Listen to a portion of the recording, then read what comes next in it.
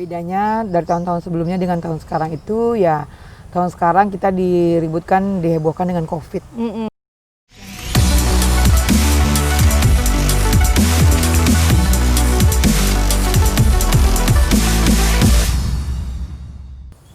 Assalamualaikum warahmatullahi wabarakatuh. Selamat pagi. Saat ini saya Masita Azuri sudah bersama dengan Dr. Elvera Susanti, spesialis paru. Dan hari ini hari yang sangat spesial untuk dokter paru ya Ibu ya, karena hari ini peringatan Hari Paru Sedunia, tepatnya tanggal 25 September 2020. Selamat pagi Ibu. Udah lama nggak berbincang-bincang kita ini Ibu. Iya. Pagi, sehat-sehat. Kita udah menculik waktu Ibu ini ya, di setelah kesibukan Ibu menangani pasien COVID saat ini di Kabupaten Agam, dan Ibu masih berkesempatan hadir bersama kita saat ini. Baiklah Ibu, hari ini peringatan Hari Paru. Jadi dari tahun kemarin, tahun-tahun sebelumnya dengan tahun ini, peringatan paru yang beda dirasakan oleh dokter paru dan orang-orang kesehatan lainnya itu apa Ibu? Ya. Hari Paru Sedunia itu kan kita peringati setiap tanggal 25 September. Bedanya dari tahun-tahun sebelumnya dengan tahun sekarang itu ya, tahun sekarang kita diributkan, dihebohkan dengan COVID. Nah, COVID merupakan salah satu penyakit di bidang paru ya, yang lagi pandemi sekarang ini, dimana kita semua begitu sibuk dan harus ekstra keras menangani penyakit ini gitu. Sangat-sangat keras ya Ibu. Kalau di tahun-tahun sebelumnya Ibu, yang menjadi pusat perhatian di bidang paru, di bagian paru tentunya bukan COVID ini ya Ibu ya, sebelum-sebelumnya. Jadi di saat ini COVID-19 Ibu, dan penyebarannya di Indonesia pun sekarang udah sangat meningkat, khususnya di Kabupaten Agam ya Ibu. Dan Kabupaten Agam sekarang sudah berada di level zona merah ya Ibu ya. Menurut Ibu, penyebaran COVID-19 di Kabupaten Agam ini yang menyebabkan meningkatnya sangat cepat itu apa Ibu? Ya, pertama kita lihat sekarang masyarakat sudah dinyatakan new normal atau tatanan hidup baru, malah merasakan itu normal gitu, kembali normal. Artinya mereka tidak mengindahkan tentang protokol kesehatan. Kita kan tahu sekarang Agam zona merah.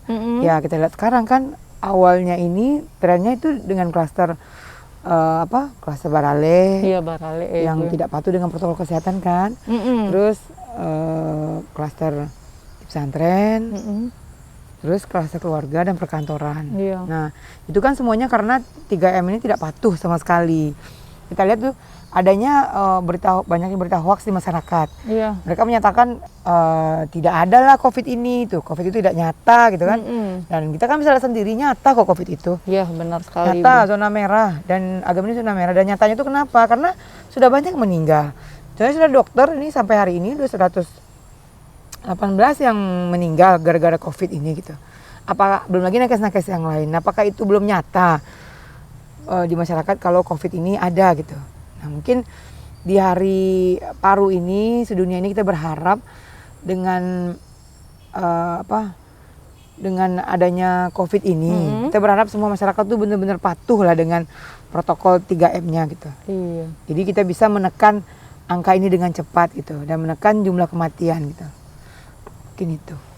Oke. Dan untuk tema dari peringatan Hari Paru Sedunia tahun ini, udara sehat, udara bersih, paru sehat ya Ibu ya. Jadi mungkin kita di Kabupaten Agam udara kita udah cukup bersih ya Ibu ya. Ya, alhamdulillah. Jadi mungkin paru kita udah bersih semua Ibu, udah sehat. Cuman berarti kesalahan lagi dari masyarakat kita yang tidak menerapkan protokol kesehatan tersebut ya Ibu ya.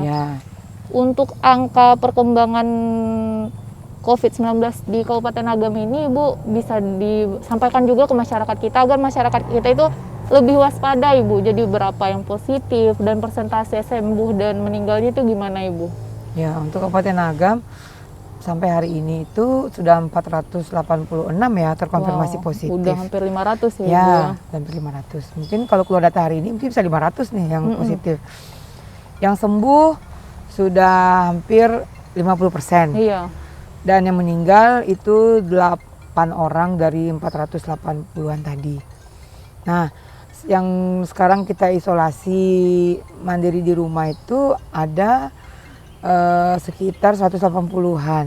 Nah, itu kita bisa lihat nanti karena keterbatasan kita juga, rumah sakit sudah penuh, Iya. rumah karantina sudah penuh. Ya kita harapkan di masyarakat di masing-masing nagari punya isolasi mandiri lagi di rumah masing-masing gitu. Di nagari masing-masing maksudnya. Iya. Rumah mana yang tidak ditinggalkan bisa dipakai itu. Nanti sudah masyarakat lah untuk bagaimana untuk menata laksana pasien COVID ini gitu. Dan rata-rata pasien COVID ini kan OTG 85%. Iya, Tidak Ibu. butuh rawatan yang di rumah sakit sebenarnya kan. Cuman patuh enggak dengan protokol gitu. Itu aja gitu. Berarti pasien-pasien positif COVID yang OTG ini sebenarnya berarti perawatan dari rumah sakit itu tidak terlalu diperlukan, cuman harus memperhatikan protokol kesehatan selama isolasi ya Ibu ya? Ya, selama isolasi. Jangan keluar rumah selama isolasi, jangan malah keluar selama isolasi. Isolasi ya di kamar sendiri, tidak keluar-keluar gitu. Kemana-mana pakai masker selama berada dalam area rumah tersebut, itu namanya isolasi kan gitu. Kalau keluar-keluar berarti kan bukan isolasi namanya.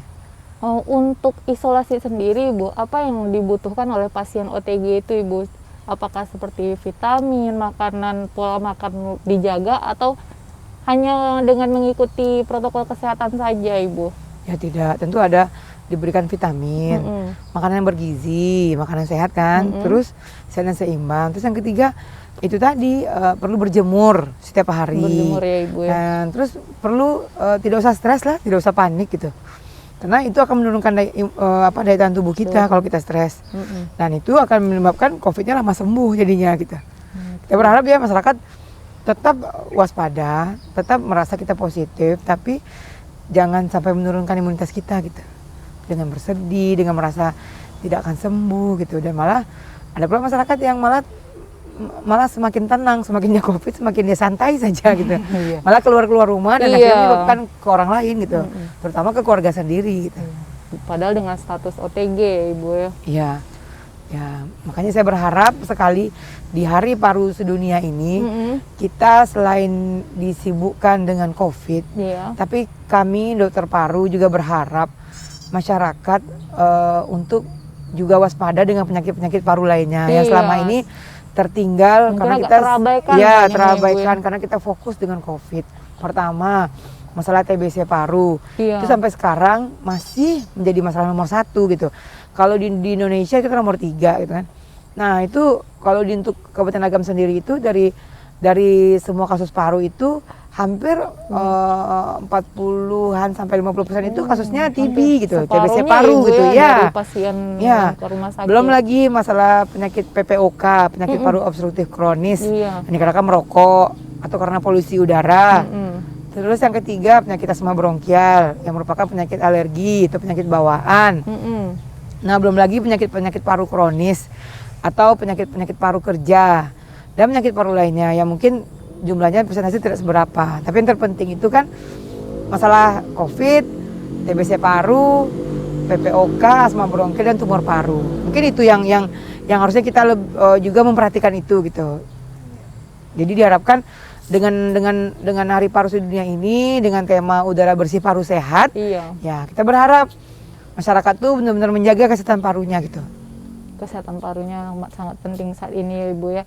Dan untuk harapan Ibu kepada pemerintahan kita dan masyarakat kita Ibu untuk penanganan COVID ini agar bisa selesai, kita pokoknya bisa segera hilang gitu Ibu ya.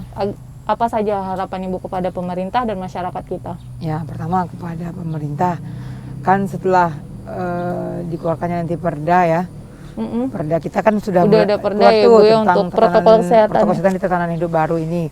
Semoga pemerintah bisa lebih mengawasi, bisa lebih ketat dengan masyarakatnya agar menerapkan protokol tersebut, menerapkan perda tersebut gitu, nggak pakai masker ada denda. Ya terapkan itu, benar-benar diterapkan, benar-benar ada pihak yang mengawasinya gitu. Jadi jangan perda hanya sekedar perda gitu kan. Terus yang kedua, pada masyarakat mungkin tetap saja kita semua harus tetap patuh dan menerapkan protokol kesehatan ini gitu. 3M tadi, memakai masker, mencuci tangan dan menjaga jarak. Ya, tolong itu benar-benar diterapkan gitu. Nah, karena agama ini khususnya kita zona merah, kasus kita banyak, sudah tidak tertampung lagi di berbagai karantina, rumah sakit.